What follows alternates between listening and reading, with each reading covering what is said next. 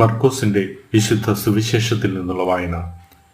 അക്കാലത്ത് 11 ശിഷ്യന്മാർക്ക് പ്രത്യക്ഷപ്പെട്ട് യേശു അരുൾ ചെയ്തു, നിങ്ങൾ ലോകമെങ്ങും പോയി എല്ലാ സൃഷ്ടികളോടും സുവിശേഷം പ്രസംഗിക്കുവിൻ. വിശ്വസിച്ച് സ്നാനം സ്വീകരിക്കുന്നവൻ രക്ഷിക്കപ്പെടും, വിശ്വസിക്കാത്തവൻ ശിക്ഷിക്കപ്പെടും. വിശ്വസിക്കുന്നവരോട് കൂടെ ഈ അടയാളങ്ങൾ ഉണ്ടായിരിക്കും. അവർ എന്റെ നാമത്തിൽ പിശാചുക്കളെ ബഹിഷ്കരിക്കും, പുതിയ ഭാഷകൾ സംസാരിക്കും. അവർ സർപ്പങ്ങളെ കയ്യിലെടുക്കും, മാരകമായ എന്ത് കുടിച്ചാലും അത് അവരെ ഉപദ്രവിക്കുകയില്ല. അവർ രോഗികളുടെ മേൽ കൈകൾ വയ്ക്കും, അവർ സുഖം പ്രാപിക്കുകയും ചെയ്യും. കർത്താവായ യേശു അവരോട് സംസാരിച്ചതിനു ശേഷം സ്വർഗത്തിലേക്ക് സംവഹിക്കപ്പെട്ടു. അവൻ ദൈവത്തിന്റെ വലതുഭാഗത്ത് ഉപവിഷ്ടനായി. അവർ എല്ലായിടത്തും പോയി പ്രസംഗിച്ചു. കർത്താവ് അവരോട് കൂടെ പ്രവർത്തിക്കുകയും അടയാളങ്ങൾ കൊണ്ട് വചനം സ്ഥിരീകരിക്കുകയും ചെയ്തിരുന്നു. കർത്താവിന്റെ സുവിശേഷം. വിശുദ്ധ മർക്കോസിന്റെ സുവിശേഷം 16-ാം അധ്യായം 15 മുതൽ 20 വരെയുള്ള തിരുവചന ഭാഗങ്ങളാണ് ഇന്നത്തെ ധ്യാന വിഷയം. പിതാവായ ദൈവത്തിന്റെ സ്നേഹത്തിന്റെ സുവിശേഷമായി ഈ ഭൂമിയിൽ ജാതനായ ക്രിസ്തു തന്റെ സ്വർഗാരോഹണത്തിന് മുൻപായി തന്റെ ശിഷ്യന്മാർക്ക് പ്രത്യക്ഷപ്പെടുന്നതും അവരെ വിശ്വാസത്തിൽ ആഴപ്പെട്ട് ജീവിക്കാൻ ഉത്ബോധിപ്പിക്കുന്നതും ലോകം മുഴുവനും സകല സൃഷ്ടികളോടും സുവിശേഷം പ്രസംഗിക്കുവാൻ ആവശ്യപ്പെടുന്നതുമാണ് ഇന്നത്തെ സുവിശേഷത്തിൽ നാം കാണുക.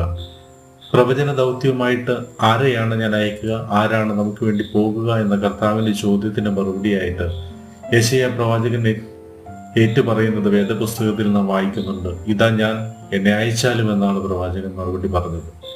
തന്റെ പ്രവാചക ദൗത്യം എത്രനാൾ തുടരണമെന്ന യെശയ്യായുടെ ചോദ്യത്തിന് ദൈവം നൽകുന്ന മറുപടി ഇതാണ്: നഗരങ്ങളിൽ ജനവാസമില്ലാതെയും ഭവനങ്ങൾ ആൾപ്പാർപ്പില്ലാതെയും ശൂന്യമായി ദേശം മുഴുവൻ വിജനമായി തീരുന്നത് വരെ സുവിശേഷ ദൗത്യം തുടരണം. ദൈവവചനം പ്രഘോഷിക്കപ്പെടേണ്ടത് ഭൂമിയുടെ അവസാനം വരെയാണ്. മനുഷ്യരെല്ലാവരോടുമായിട്ടാണ് ദൈവവചനം പ്രഘോഷിക്കപ്പെടേണ്ടത്. ക്രിസ്തുവിന് സാക്ഷ്യം നൽകാൻ, അവനെ ലോകമെങ്ങും പ്രഘോഷിക്കാൻ വിളിക്കപ്പെട്ടവർ ക്രിസ്തുവിനെ അറിയുന്നവരായിരിക്കണം. അറിയുന്ന ക്രിസ്തുവിനെയാണ് നമുക്ക് പ്രഘോഷിക്കാൻ കഴിയുക. ക്രിസ്തുവിന് ലോകമെങ്ങും അറിയാൻ, അവനിൽ രക്ഷകനെ കണ്ടെത്താൻ, പ്രത്യാശ അർപ്പിക്കാൻ, അവനിലൂടെ നിത്യജീവൻ കണ്ടെത്താൻ സാധിക്കണമെങ്കിൽ ഇന്നത്തെ ലോകത്ത് ഓരോ ക്രൈസ്തവനും ക്രിസ്തുവിന്റെ ഒരു പ്രേക്ഷിതനായിട്ട് മാറേണ്ടതുണ്ട്. ജീവിക്കുന്ന വിശ്വാസത്തിന് സാക്ഷ്യം നൽകേണ്ടതുമുണ്ട്. തന്നിൽ വിശ്വസിക്കുന്ന മനുഷ്യരുടെ ജീവിതത്തിലുണ്ടാകുന്ന അടയാളങ്ങളെക്കുറിച്ച് യേശു പറയുന്നത് ഇന്നത്തെ സുവിശേഷ ഭാഗം നമ്മോട് ഉദ്ഘോഷിക്കുന്നുണ്ട്. അവർ എന്റെ നാമത്തിൽ പിശാചുകളെ ബഹിഷ്കരിക്കും, പുതിയ ഭാഷകൾ സംസാരിക്കും, അവർ സർപ്പങ്ങളെ കയ്യിലെടുക്കും, മാരകമായ എന്ത് കുടിച്ചാലും അതവരെ ഉപദ്രവിക്കുകയില്ല, അവർ രോഗികളുടെ മേൽ കൈകൾ വയ്ക്കും, അവർ സുഖം പ്രാപിക്കുകയും ചെയ്യും എന്ന് വേദപുസ്തകത്തിൽ നാം വായിക്കുന്നുണ്ട്. സ്വർഗം എന്ന രഹസ്യം ചെറിയവർക്ക് വെളിപ്പെടുത്തുന്ന ദൈവത്തിന് നന്ദി പറയുന്ന ക്രിസ്തുവിനെയാണ് സുവിശേഷത്തിന്റെ ആദ്യ ഭാഗത്ത് നാം കാണുക. ദൈവത്തെ കണ്ടുമുട്ടാൻ ചെറുതാകലിന്റെ ഒരു മനോഭാവം നമുക്ക് ആവശ്യമാണ്.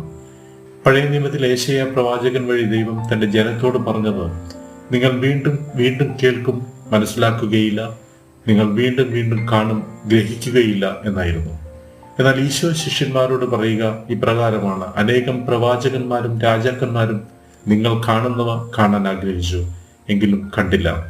നിങ്ങൾ കേൾക്കുന്നവ കേൾക്കാൻ ആഗ്രഹിച്ചു, എങ്കിലും കേട്ടില്ല. ഭാഗ്യമുള്ളവരാണ് ഞാനും നിങ്ങളുമൊക്കെ. നമ്മളൊക്കെ അവനെ കാണുന്നുണ്ട്, അവനെ കേൾക്കുന്നുണ്ട്, അവനെ അനുഭവിക്കുന്നുണ്ട്. അത്രയേറെ സമീപസ്ഥനായിട്ട് ഈശോ നമ്മുടെ എല്ലാവരുടെയും കൂടെയുണ്ട്. അവനെ കാണാൻ ആഗ്രഹിച്ചിട്ടും കാണാൻ ഭാഗ്യം ലഭിക്കാതെ പോകുന്നവരുടെ മുന്നിൽ, അവന്റെ വചനം കേൾക്കാൻ ആഗ്രഹിച്ചിട്ടും കേൾക്കാൻ ഭാഗ്യമില്ലാതെ പോകുന്നവരുടെ മുന്നിൽ നമുക്ക് അവൻ സാക്ഷ്യം നൽകാം, സ്വയം സുവിശേഷമാകാം. എന്റെ ദൈവം തന്റെ മഹത്വത്തിന്റെ സമ്പന്നതയിൽ നിന്ന് നിങ്ങൾക്ക് ആവശ്യമുള്ളതെല്ലാം നൽകട്ടെ. പിതാവിന്റെയും പുത്രന്റെയും പരിശുദ്ധാത്മാവിന്റെയും നാമത്തിൽ ആമേൻ.